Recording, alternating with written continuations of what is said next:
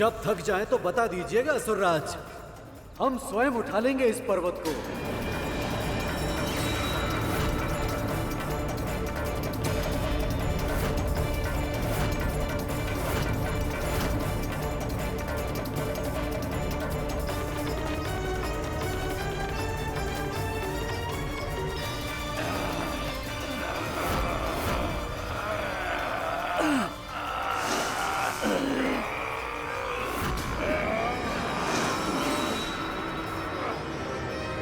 महाराजा बलि, अब देवताओं को प्रयास करने दीजिए।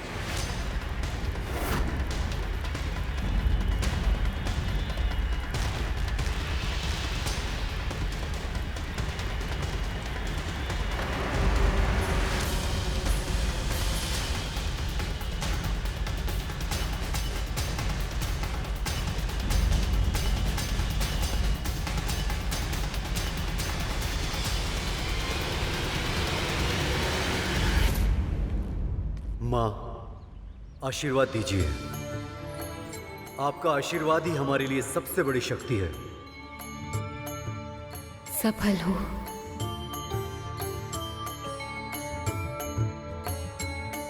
आशीर्वाद दीजिए गुरुदेव। सफल रहो। नारायण नारायण।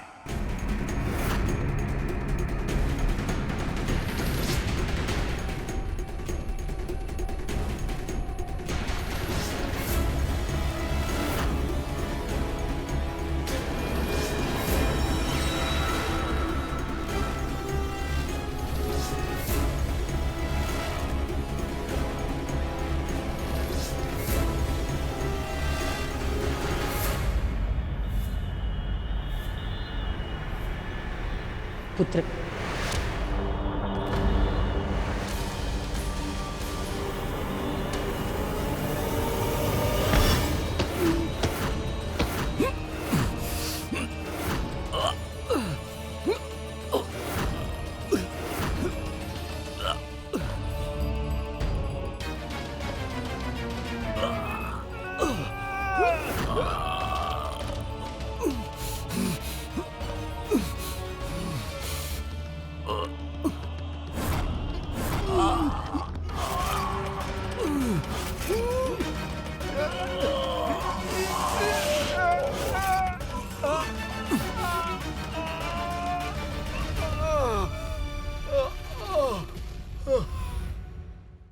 देवताओं, अपने बल का अंतिम कण भी झोंक दो।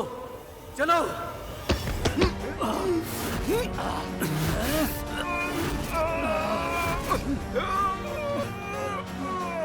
देवराज, आप सब में अतः शक्ति है, आप इसे हार नहीं मान सकते। प्रयास कीजिए और प्रयास कीजिए। ये गरुड़ हमारा समर्थन कर रहा है या हमारा उपहास कर रहा है? देवताओं, और जोर लगाओ।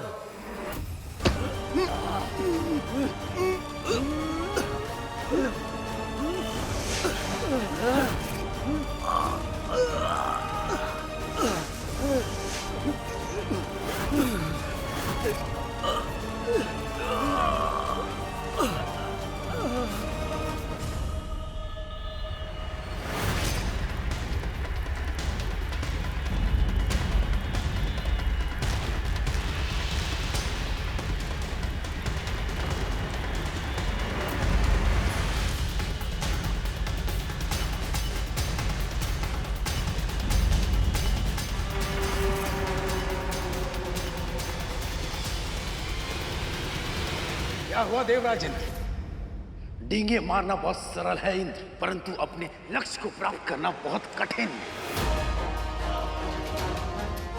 क्या हुआ इंद्रदेव? चुप क्यों हो? जीभ काठ बन गई। बजरंग अपनी जीवा। नारायण नारायण। ये समय युद्ध करने का नहीं है। देवराज, असुरराज, आप दोनों को आभास भी है, ना तो आपको अमृत मिलेगा और ना ही मां लक्ष्मी इस संसार में वापस लौट कर आ पाएंगे।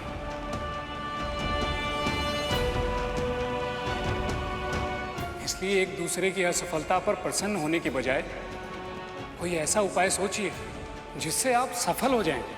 पर मुनिवर, और अब कर ही क्या सकते हैं हम?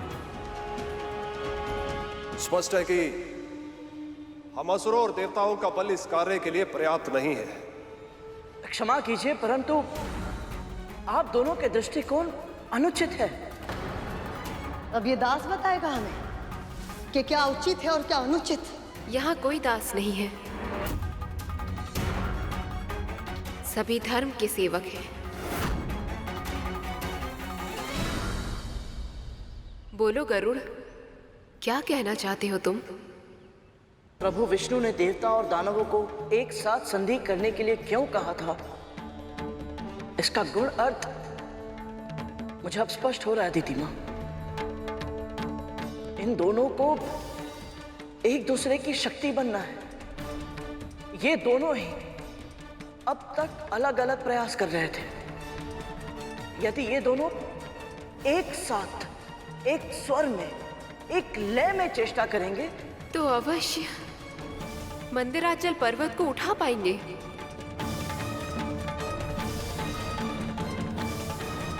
पुत्र, तुम्हारा सुझाव बहुत ही उत्तम है। अद्भुत गरुड़, अद्भुत। नारायण नारायण। भले ये गरुड़ सही कह रहा है। ये सुझाव ही वो उपाय है जो इस कार्य को सिद्ध कर सकता है।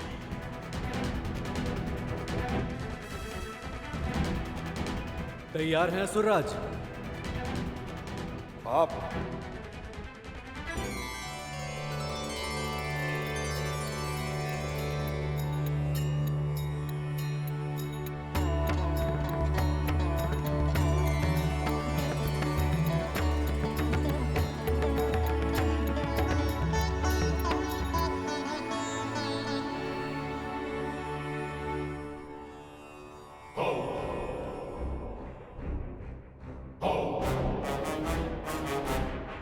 देख रहे हो भैया, सूरज उगे 1 पहर हो गया, ये बुढ़ा अभी तक सो रहा है।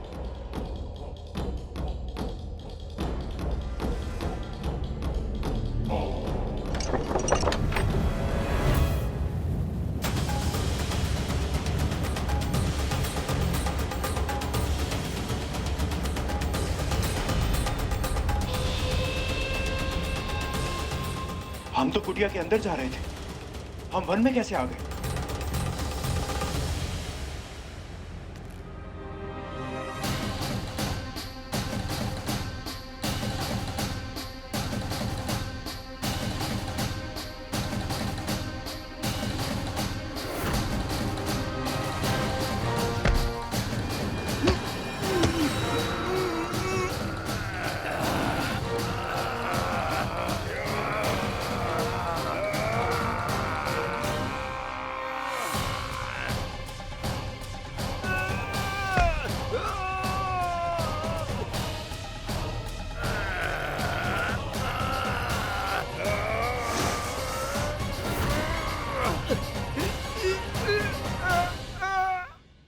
ये कैसे संभव है?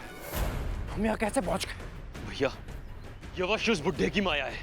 माया हो या दृष्टि भ्रम, चाहे कुछ भी हो, मैं उसे इस महल से बाहर निकाल के रहूंगा।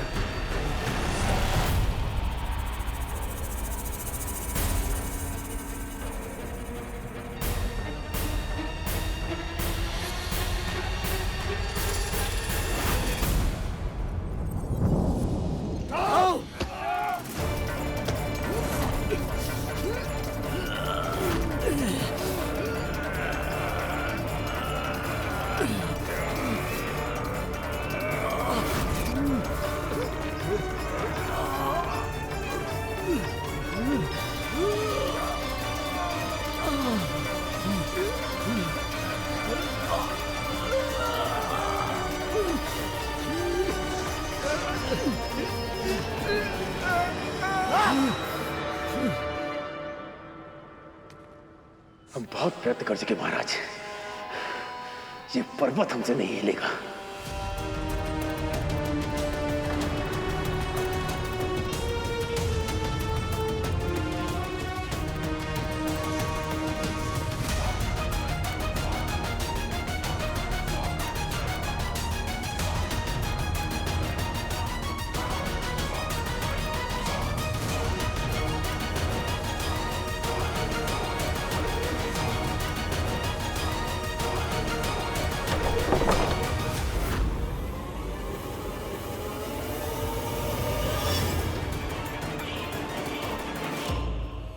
क्या हुआ? फेंक दिया उस बूढ़े को बाहर? उसे महल से बाहर फेंकना तो दूर की बात है माँ। हम दोनों उस मायावी के आसपास भी नहीं पहुंच पा रहे माँ। देवों और दानवों की सम्मिलित शक्तियां भी इस पर्वत को उठा नहीं सकी। इतना अभिमान, इतनी स्वच्छंदता, जो समुद्र मंथन जैसे शुभ कार्य में सहयोग ना दे, उसका अस्तित्व होने का लाभ ही क्या है?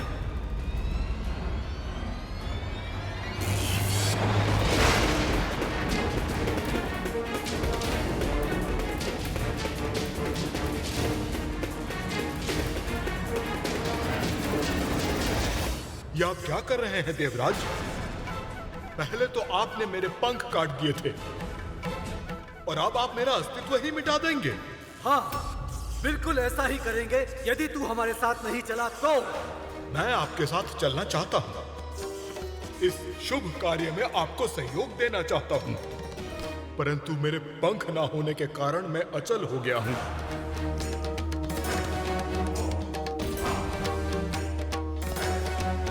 आप ये कार्य स्वयं नहीं कर पा रहे हैं, तो इसका दंड आप मुझे देना चाहते हैं? ये तो अनुचित है देवराज। रुक जाइए देवराज।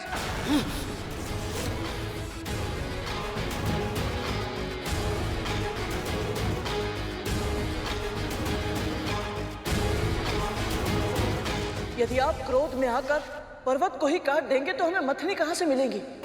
और यदि मथनी नहीं मिलेगी तो समुद्र मंथन कैसे होगा? कृपया शांत हो जाइए और इन्हें उठाने का कोई और उपाय सोचिए।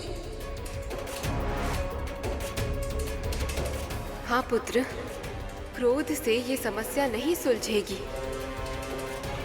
यदि तुमने वज्र का प्रहार किया तो आघात मंदराचल पर्वत पर नहीं बल्कि समुद्र मंथन की संभावना पर होगा।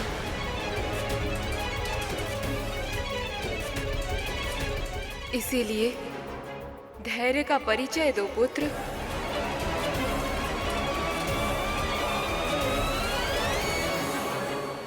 यदि देवता और असुर दोनों मिलकर भी इस पर्वत को उठा नहीं पा रहे तो कैसे उठेगा ये पर्वत? तुमल, हाँ तू यार, तुम भी वही सोच रहे हो जो मैं सोच रहा हूँ। कम से कम हम उस बुड्ढे के पास पहुंचने में सफल तो हुए थे। अब हमें ही कोई मार्ग खोजना होगा इन्हें उस बुड्ढे से छुटकारा दिलाने का, ताकि माँ हमसे फिर से प्रसन्न हो जाए। हाँ, वैसे भी हम जब से गरुड़ के साथ गए हैं ना, माँ हमसे रुष्ट रहती है। इस अवसर का लाभ उठाना होगा हमें। अब देखो प्रभु, कालिया और तक्षक के असफल होने का कारण मैं समझ सकता हूँ। उनके हृदय में वृद्ध के प्रति दुर्भावना है, उन्हें हानि पहुंचाना चाहते हैं वो। परंतु देव और दानव क्यों असफल हो रहे हैं? वे दोनों तो मिलकर धर्म का ही कार्य कर रहे हैं। देव और दानव दोनों अपने अपने बल का प्रयोग कर रहे हैं और मंदराचल के बल को समझ ही नहीं पा रहे। जो उनकी दृष्टि के सामने दोनों में अहंकार अपने चरम पर है, और यही अहंकार मंदराचल पर इनकी विजय के मार्ग में पर्वत बनकर खड़ा हो गया। जब तक देवों और दानवों को यह तथ्य समझ नहीं आ जाता, तब तक मंदराचल अपनी जगह से तनिक भी नहीं हिल पाएगा। तो प्रभु, इनको ये तथ्य समझाएगा कौन? आप सब ऐसे हार नहीं मान सकते। यदि आपने आशा त्याग दी तो मथनी नहीं मिलेगी, और यदि मथनी नहीं मिली तो मंथन नहीं होगा, और यदि मंथन नहीं हुआ तो प्रभु विष्णु और माता लक्ष्मी सदैव सदैव के लिए विरह की अग्नि में जलते रहेंगे। वो कभी एक नहीं हो पाएंगे।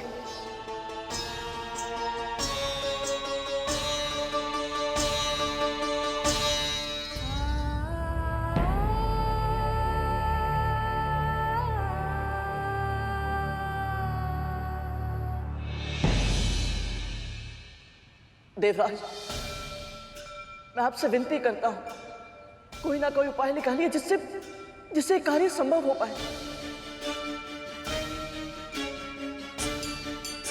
महाराज बलि, आप में केवल बल ही नहीं बल्कि माया भी शक्ति भी है।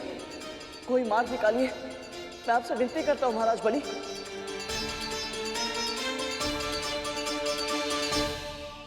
महर्षि आप तो गुरु हैं, यदि आप मार्गदर्शन करेंगे तो इस समस्या का समाधान अवश्य निकलेगा। पुत्र, यदि कोई समाधान होता तो अब तक पता चल चुका होता। वैसे भी तू क्यों इतना चिंतित हो रहा है? मथनी लाने का दायित्व तुझे नहीं मिला है, हम असुरों को और देवता को सौंपा गया है विष्णु द्वारा।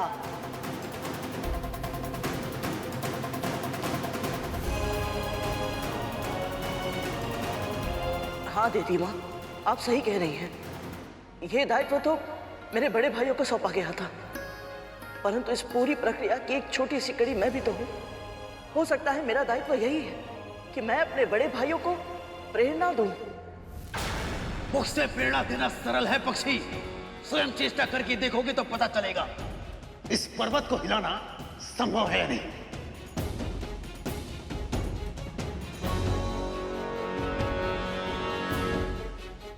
तुझ में तो एक सहस्त्र इंद्र का बल है ना,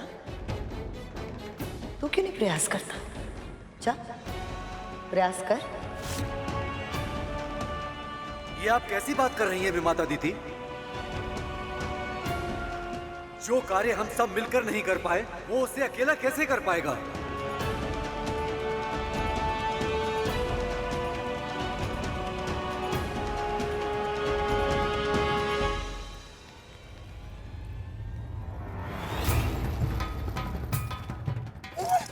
देख रहा है तू? अब साहसी ये बुड्ढा पूजा के स्थान पर अपने पांव करके सो रहा है। भगवान श्री नारायण का इतना घोर अपमान। तू अभी जा और उसके दोनों पांव खींचकर इसे अभी उठा दे। नहीं नहीं नहीं, मेरा जाना उचित नहीं होगा। मैं काम करता हूँ, मैं दृष्टि रखता हूँ। तू जा और इसकी दृष्टता का दंड दे इसे। जा जा जा, विजय भाव, विजय भाव। मैं जाना तो चाहता हूँ, यदि मेरा हाल भी काली और तक्षक भैया जैसा हुआ तो। नहीं नहीं नहीं, मैं नहीं जाऊंगा। तू जा, तू जा। सच पूछो तो मैं भी यही बात सोचकर भयभीत हूँ। एक कार्य करते तब तो दोनों एक साथ चलते हैं। चल।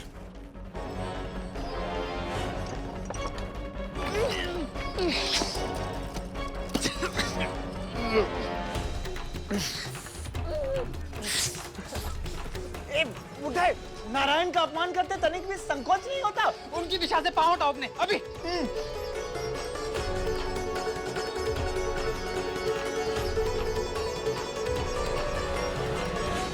नहीं, ये कार्य मेरे लिए असंभव है। क्यों, भयभीत हो गया? हाँ?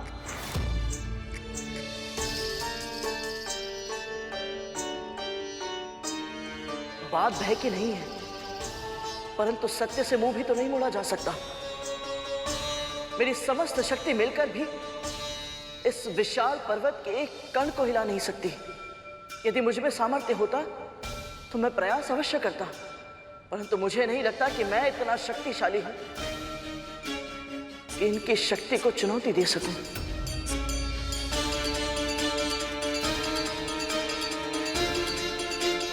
फिर भी यदि सब कह रहे हैं तो एक बार प्रयास तो करो। क्या पता प्रभु ने तुम्हें इसलिए भेजा हो। और वैसे भी तुम्हें ना शक्ति का अभिमान है और ना ही बल प्रदर्शन की इच्छा, और ना ही तुम्हारे पास कुछ खोने के लिए। पर भूल से भी यदि सफल हो गए प्रभु और मां को मिलाने में सहायक बनकर, तो तुम इस संसार को पा जाओगे।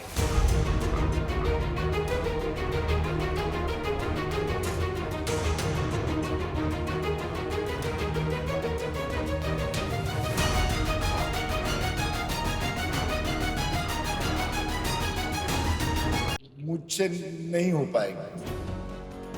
तुम्हें समस्या है तो तुम हटा। धूमल, मैं बहुत क्रोधित हो रहा हूँ। जा इसे डांट लगा। मैं नहीं जाऊंगा। तू जा ना, तेरा स्वर तो मुझसे भी भारी है। एक कार्य करते हैं, दोनों एक साथ दांत लगाते हैं। हमें दास समझ रखा है क्या? राजकुमार है हम, और तुम्हें हमारा आदेश मानना ही पड़ेगा। ध्यान से देखो राजकुमारों, मैं दुर्बल हूं, अशक्त हूं, पैर हटाने में असमर्थ हूं। यदि तुम्हें लग रहा है कि मेरे कारण तुम्हारे घर में नारायण का अपमान हो रहा है, तो तुम ही मेरे पैर उस दिशा में कर दो जहां नारायण नहीं है। अरे अब मत सो, अरे उठो। लगता है अब हमें श्रम करना ही पड़ेगा।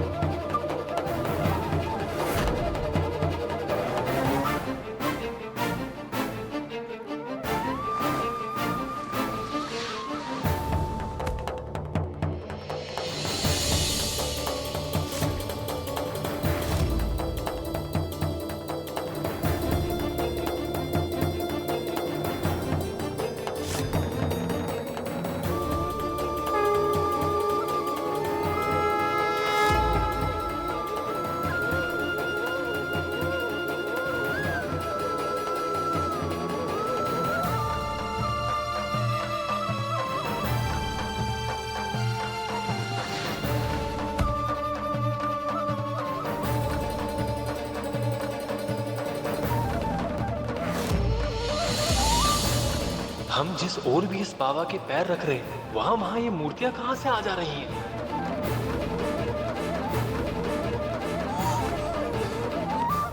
धूमल, अवश्य ये बाबा बहुत ही शक्तिशाली तत्व। भागो।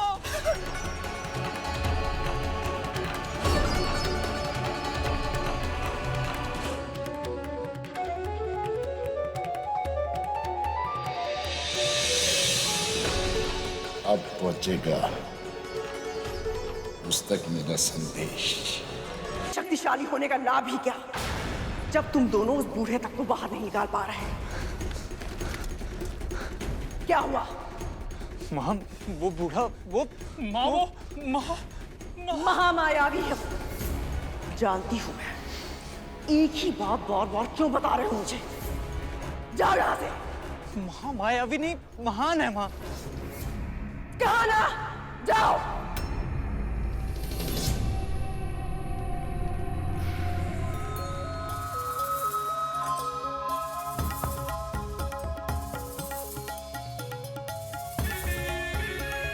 कौन है ये मायावी?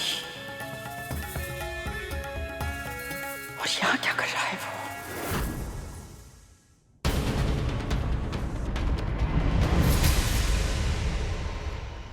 प्रभु, ये मायावी नहीं, अवश्य ही कोई दिव्य आत्मा है।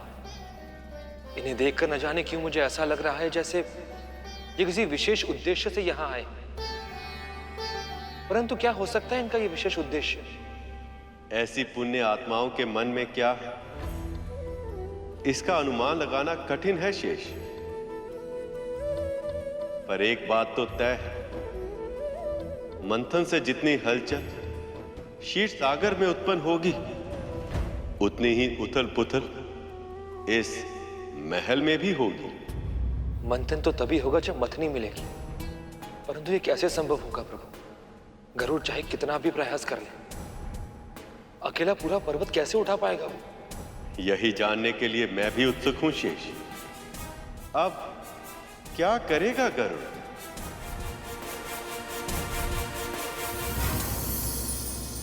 यदि यही आपका आदेश है, आशीर्वाद दीजिए। तुम्हारे हृदय में विष्णु भक्ति की लौ सदा प्रज्वलित रहे।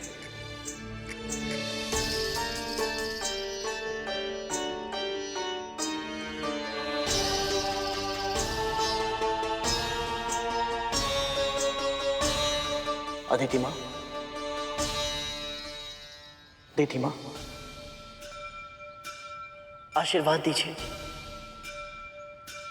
जो भी कार्य करने की मन में ठान लो, उसमें सदैव सफल हो पुत्र। सफल हो। देवराज इंद्र, असुरराज बलि, आप दोनों मेरे बड़े भाई हैं। इस कार्य को सफल बनाने में आप दोनों का आशीर्वाद अनिवार्य है।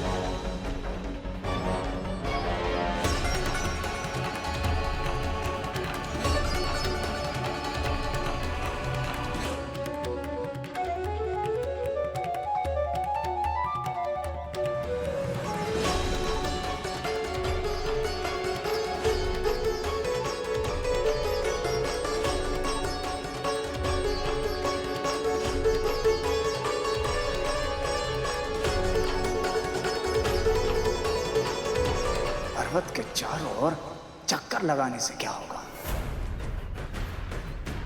इसका मानसिक संतुलन बिगड़ गया है क्या?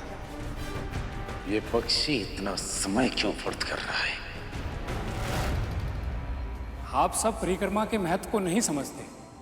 गणेश ने महादेव और पार्वती की परिक्रमा करके सारे संसार का भ्रमण कर लिया था।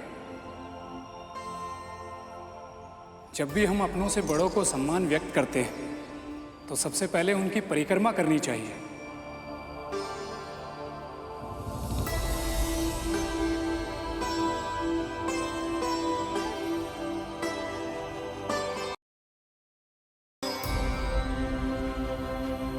हे पर्वत श्रेष्ठ, मेरा प्रणाम स्वीकार करें।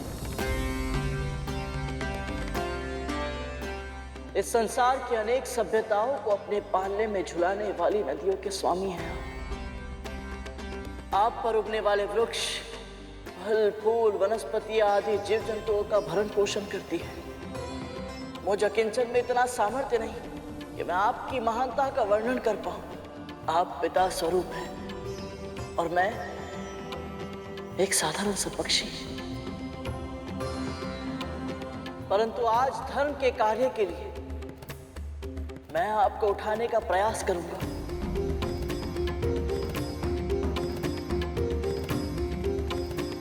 मैं आपसे निवेदन करता हूं पर्वत श्रेष्ठ, मुझे अपने उद्देश्य में सफल होने का आशीर्वाद दें।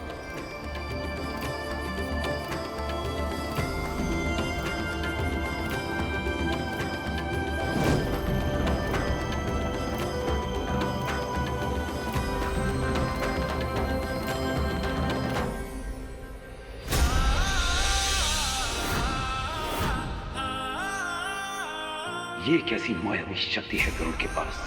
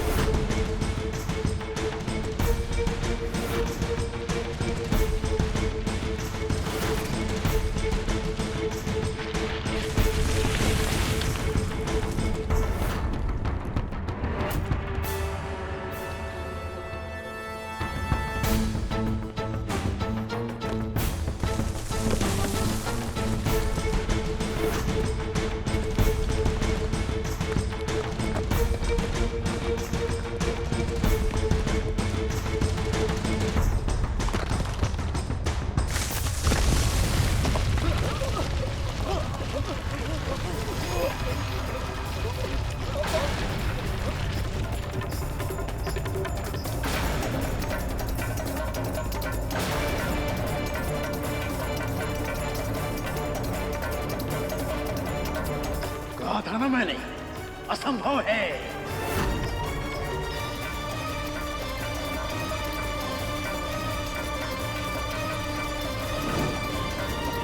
तुमने मुझे उठा लिया पुत्र, परंतु क्षीर सागर तक ले जाने का सामर्थ्य तुम में भी नहीं है।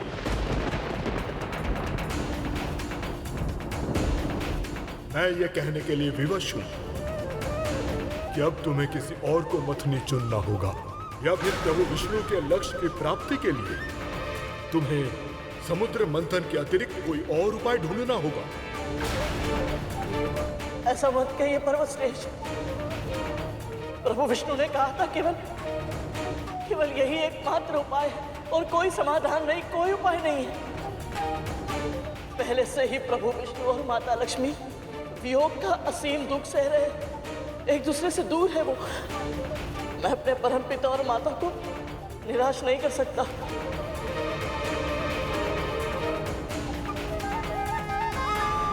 मुझ पर कृपा करें। क्यों प्रभु, क्यों मुझ में इतनी शक्ति नहीं कि मैं ये कार्य करके आपकी सेवा कर पाऊं?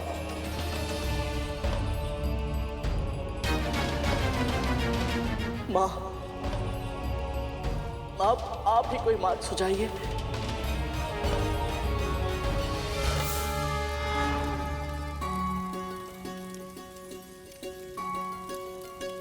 माँ, आप इतना कार्य करती है, फिर भी हर समय आप में इतनी ऊर्जा कैसी रहती है? क्योंकि मैं कुछ नहीं करती, जो करते हैं नारायण स्वयं करते हैं। मेरी इच्छा शक्ति, मेरी ऊर्जा, सब कुछ उन्हीं का है गरुड़। मेरा कुछ नहीं है, कुछ भी नहीं।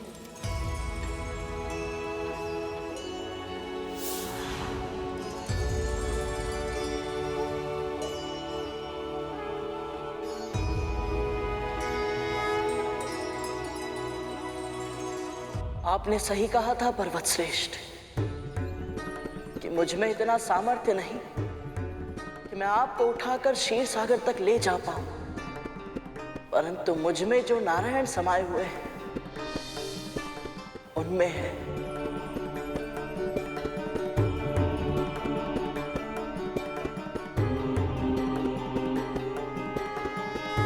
ओम नमो नारायणाय। ओम नमो नारायणाय। ओम नमो नारायणाय। ओम नमो नारायणाय। ओम नमो नारायणाय। ओम नमो नारायणाय। ओम नमो नारायणाय।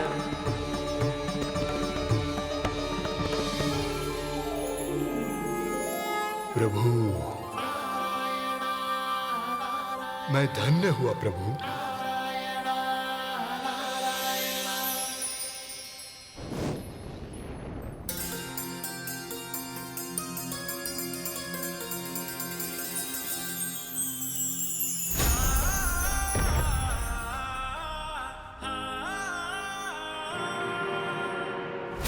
ओम नमो नारायणाय। ओम नमो नारायणाय। ओम नमो नारायणाय। ओम नमो नारायणाय। ओम नमो नारायणाय। ओम नमो नारायणाय।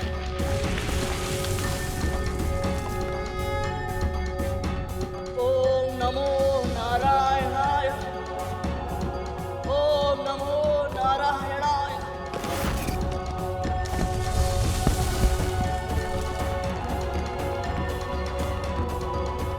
ओम नमो नारायणाय।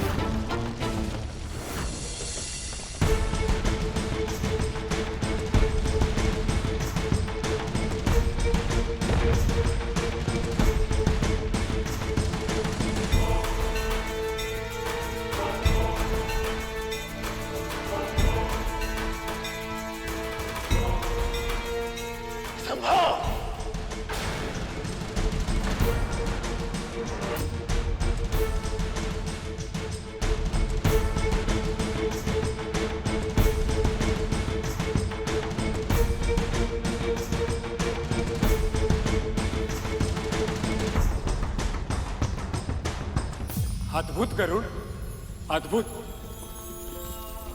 पुत्र, आज तुमने ये सिद्ध कर दिया कि शारीरिक बल तो महत्वपूर्ण है ही, परंतु उससे भी अधिक महत्वपूर्ण है आत्मबल।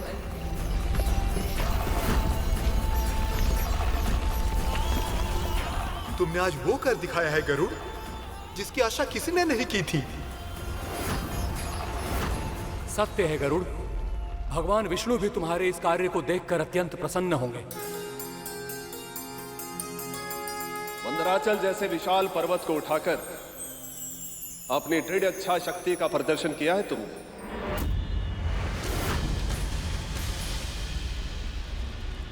और अभी इसे क्षीर सागर तक ले जाना शेष है गरुड़।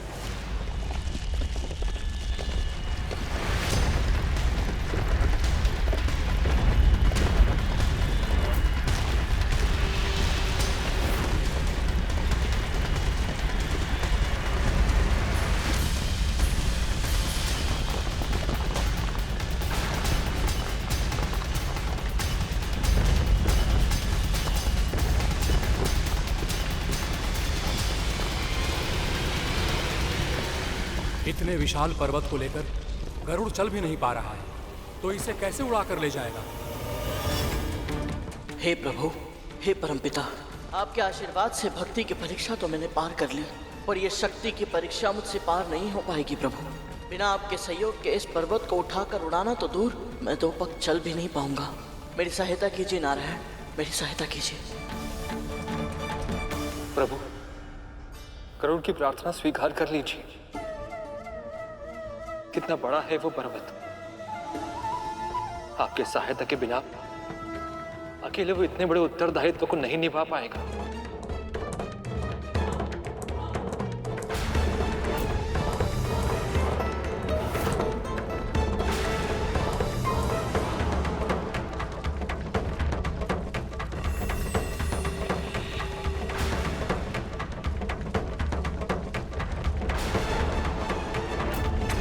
प्रभु की इच्छा से मैंने मंदराचल पर्वत को तो उठा लिया, किंतु इसे क्षीर सागर तक ले जाने में खुद को असमर्थ पा रहा हूं। मेरी भक्ति में लीन रहता है, वो कभी भी अकेला नहीं होता। ओम नमो नारायणाय।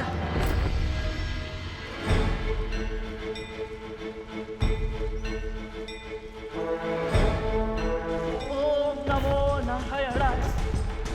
ओम नमो नारायणाय। ओम नमो नारायणाय। ओम नमो नारायणाय।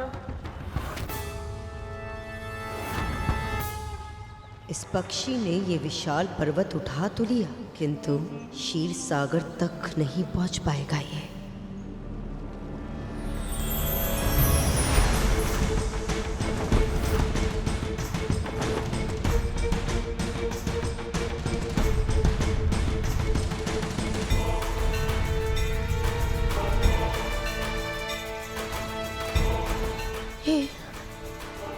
असंभव है। नारायण नारायण, असंभव को संभव कर दिखाया गरुड़ तुमने। तुम धन्य हो गरुड़, तुम धन्य हो। तुम धन्य हो गरुड़, धन्य हो।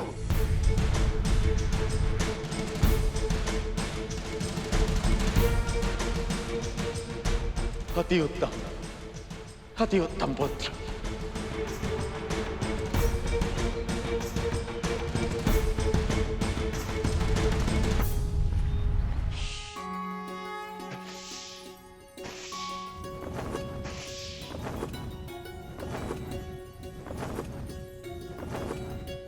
गरुड़,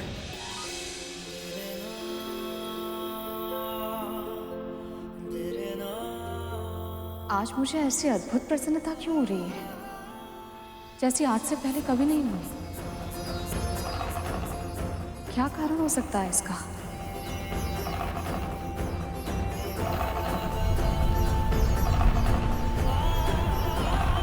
जिस मंदराचल पर्वत को उठाने की कल्पना तक नहीं की जा सकती थी, उस पर्वत को उड़ाकर ले गया ये।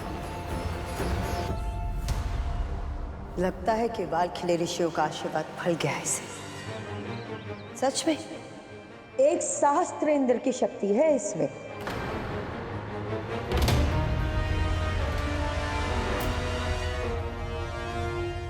हमें शीघ्र ही क्षीर सागर पहुंचना चाहिए।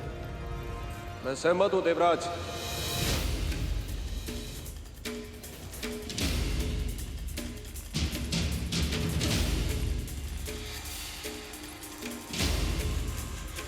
आज सब उस गरुड़ के गीत गा रहे हैं, यहां तक कि इंद्र और असुर सम्राट बलि भी उसकी प्रशंसा करने पर विवश हो गए। कहते हैं सुख बांटने से बढ़ता है और दुख बांटने से कम होता है। आज सबकी दृष्टि में गरुड़ की प्रशंसा देखकर जो दुख हमें हो रहा है वही दुख क्यों ना हम उसके स्वामिनी के साथ भी बांटे तो कैसा रहेगा? वाह, क्या सुझाव दिया है मां। हो सकता है वो इस दास को नियंत्रित करने का कोई मार्ग दिखाए।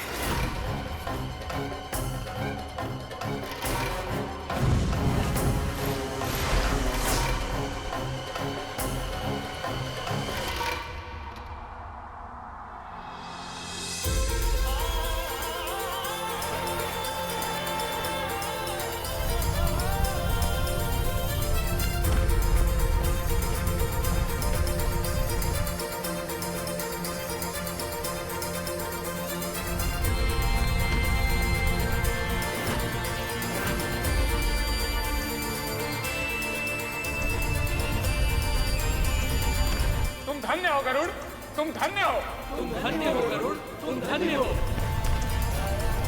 सत्य कह रहे हो तुम? सभी देवदानव, यहाँ तक कि गुरु बृहस्पति और मुनिवर नारद भी उस गरुड़ की प्रशंसा कर रहे थे, उसका गुणगान कर रहे थे। ऐसा लग रहा था कि पूरे क्षीर सागर में केवल एक ही नाम गूंज रहा है, गरुड़ गरुड़ गरुड़।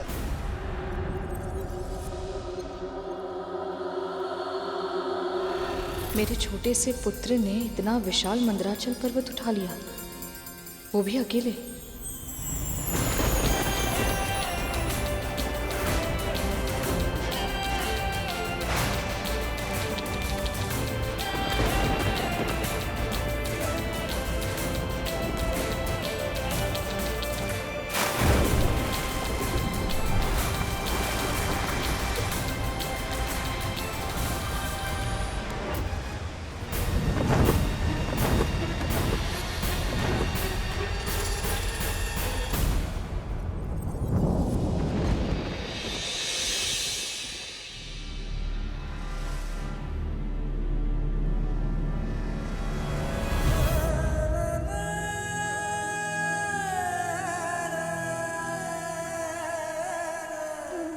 माँ, माँ, माँ, माँ।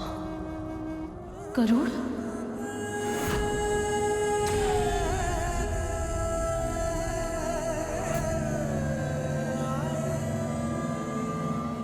तो तू यहाँ छुप छुप कर हमारी गुप्तचरी कर रही है।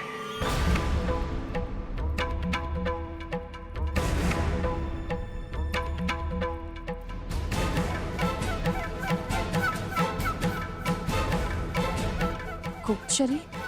नहीं महारानी, मैं तो आपके लिए ये कुछ फल लाई थी। बस, अधिक स्वांग करने की आवश्यकता नहीं है तुझे। पूरा का पूरा परिवार आलसी है। तेरा एक पुत्र विकलांगता का नाटक करके पहले यहां से चला गया, और तुझे मेरा कार्य करना कठिन लगता है, किंतु उस बूढ़े भिखारी का कार्य करने में तुझे आनंद आता है। और तेरा दूसरा पुत्र जो तुझसे भी अधिक कुटिल है, वो मेरे पुत्रों को अपनी पीठ पर बिठाल कर लेकर गया। एक के बाद एक मेरे पुत्र गिरते रहे, उसे पता ही नहीं चला। और आज इतना बड़ा, इतना भयंकर पर्वत उठाकर वो आनंद से उड़ गया। वाह! मैं सत्य कह रहा हूं विमाता कद्रू, जो पर्वत हम सब मिलकर नहीं हिला पाए, उसे गरुड़ ने अकेले ही उठा लिया। मेरा पुत्र ठीक तो है ना?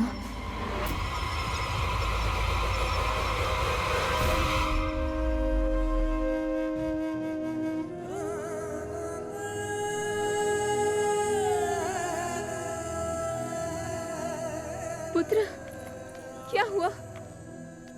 तुम ठीक तो हो? पुत्र, आज तुमने बहुत ही बड़ा और महत्वपूर्ण कार्य किया है कि अब तुम्हारी महिमा युगों युगों तक गाई जाएगी।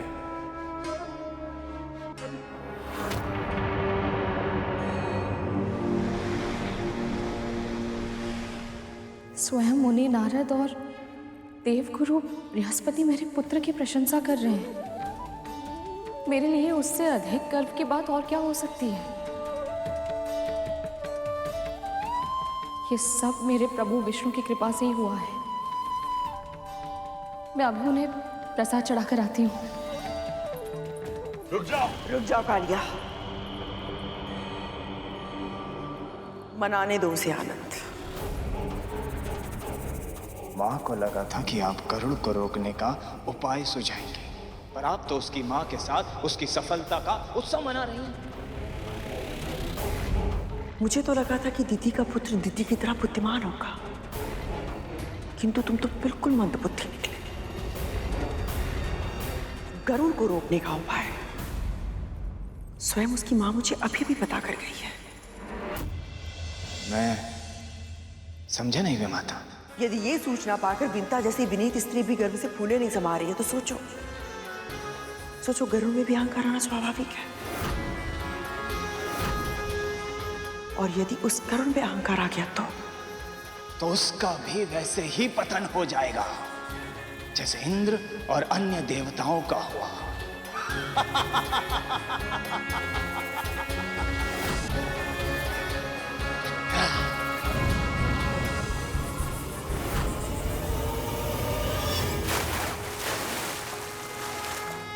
नहीं मुनिवर, ये कार्य तो कैसे पूरा हुआ पता ही नहीं चला, बस सब अपने आप हो गया।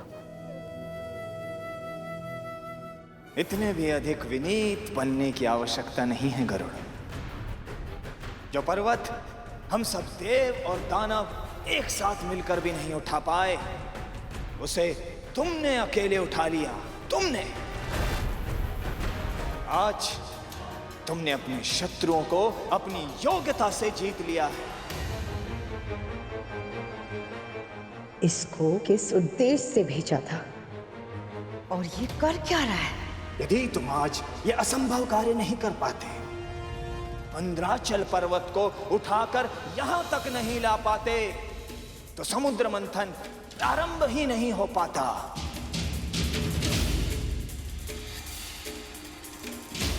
राहु तो गरुड़ को अहंकार की ओर ले जा रहा है। सत्य तो ये है गरुड़ कि इस समुद्र मंथन को संभव बनाया है तुमने, केवल तुमने।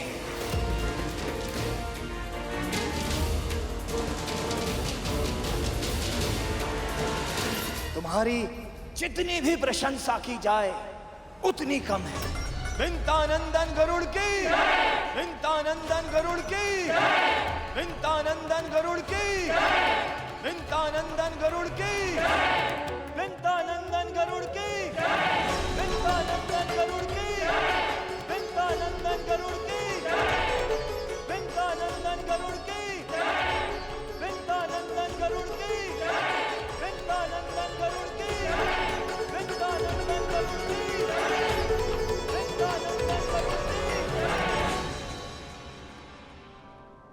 ये क्या? क्या हुआ प्रभु?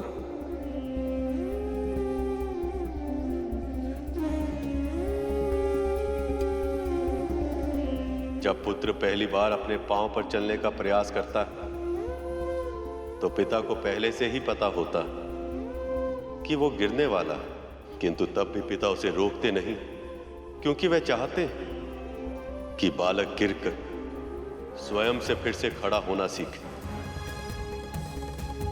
किंतु इसका अर्थ ये तो नहीं कि गिरते हुए पुत्र को देखकर पिता को कष्ट नहीं होता। आपके कहने का अर्थ क्या है प्रभु? गरुड़ की मुस्कुराहट देखो शेष। विंतानंदन गरुड़ की जब तक इसके मन में भक्ति थी, ये भावना थी कि जो कुछ भी हो रहा वो पर ब्रह्म के कारण हो रहा, तब तक इसकी आंखों में विनम्रता थी, मुस्कुराहट में मधुरता थी। पर अब देखो, अब इसके मन में अहंकार आ गया है।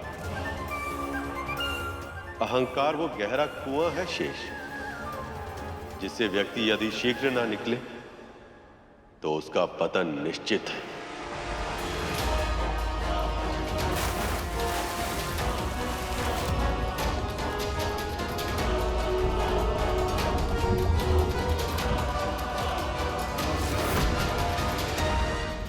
क्या हुआ? ये सब ऐसे शांत क्यों हो गए?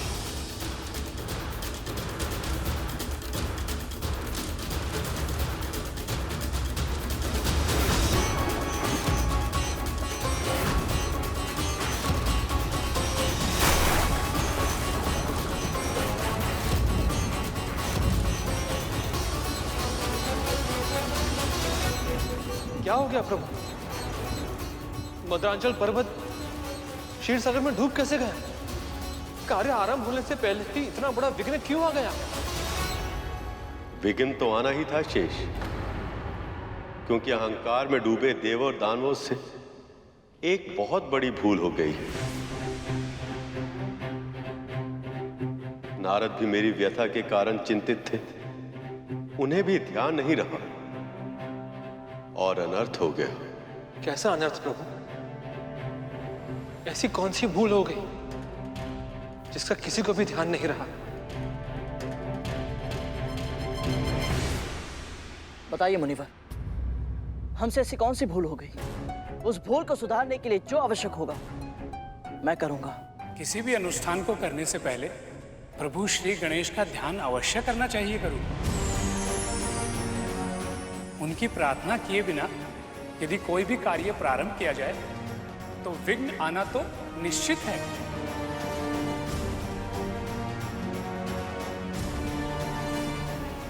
गणपति उस पर ब्रह्म के स्वरूप हैं, जिनकी इच्छा से संसार के सभी कार्य संपन्न होते हैं। एक देह में रीढ़ के आधार से लेकर शीश तक 7 चक्र होते हैं। सबसे पहला चक्र मूलाधार। जब तक मूलाधार चक्र नहीं खुलता, ना तो कुंडलिनी जागृत हो सकती है और ना ही अन्य चक्र खुल सकते हैं।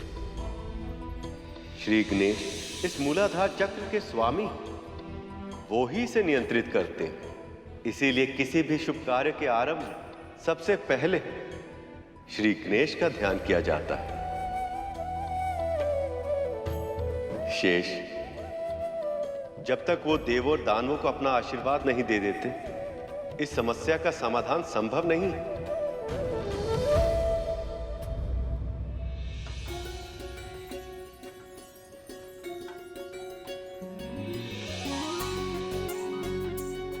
कितनी सौभाग्यवान है ना अदिति दीदी और दीदी दीदी, जो मेरे पुत्र को यह अविश्वसनीय कार्य करते हुए देख पाई। यदि किसी तरह मैं भी इस अद्भुत घटना की साक्षी बन पाती तो।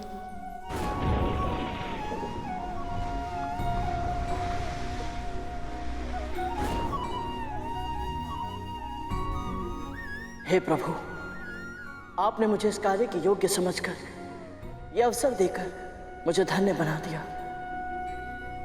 धन्यवाद प्रभु।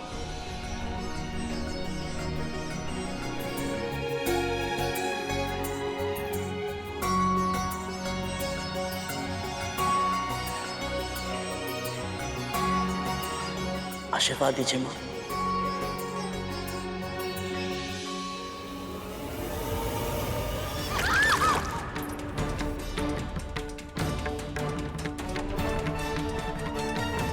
यदि माँ को पता चला कि इस भूल के कारण इतना शुभ, इतना आवश्यक अनुष्ठान पूरा नहीं हो पाया, परम पिता और माता लक्ष्मी का मिलन नहीं हो पाया, तो उन्हें कितना कष्ट होगा। वायु, अग्नि, तुम दोनों का साहस भी कैसे हुआ सेनापति वज्रांग से तर्क वितर्क करने का? क्यों? वायु ने क्या असत्य कहा? क्या तुम असुरों के लिए गणपति पूजनीय नहीं है? परंतु उन्हें निमंत्रित करने का उनका पूजा करने का प्रमुख दायित्व तुम देवताओं का था, हमारा नहीं, जिसे तुमने नहीं निभाया। तो जाओ।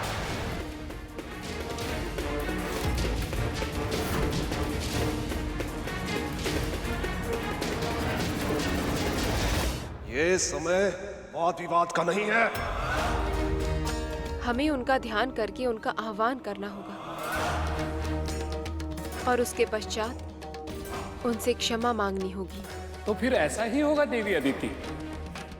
आप सब पूजन की तैयारी कीजिए। नारायण नारायण।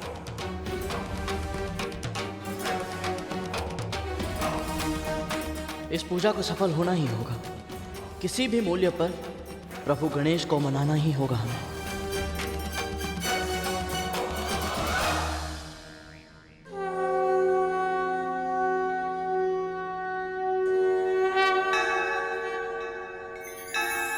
विघ्नेश वीर्याणि विचित्रकाणि बन्दी जनैर्मागधकः श्रुत्वा समुत्तिष्ठ गजानन त्वं ब्राह्मोर्जगन्मङ्गलकं कुरुष्व एवं मया प्रार्थित विघ्नराजश्चित्तेन चोत्थाय बहिर्गणेश तं निर्गतं वीक्ष्य नमन्ति देवः संवादयो योगी